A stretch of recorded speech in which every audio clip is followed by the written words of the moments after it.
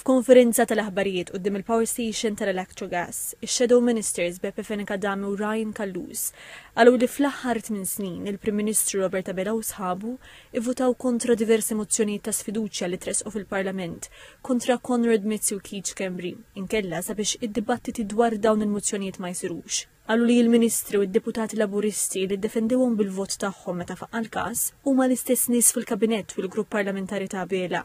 Ix-Shadow Ministers qalu li Robert Abela qed jirrifjuta li jagħmel apoloġija għal dawk li sieħu ħniżrijiet li wettqu dawn, illi skonthom huma uffiċjali għolja fil-qalba tal-Partit Laburista. Qalu li l-poplu Malti mhux biss qiegħed jistenna apoloġija ma wkoll illi tintrefa' r-responsabilità politika minn dawk illi quddiem il-ħażen u l-korruzzjoni għażlu li jipproteġuhom minflok ivvutaw favur mozzjonijiet illi kienu qed jitolbu t-tneħħija tagħhom. Nfakkar ukoll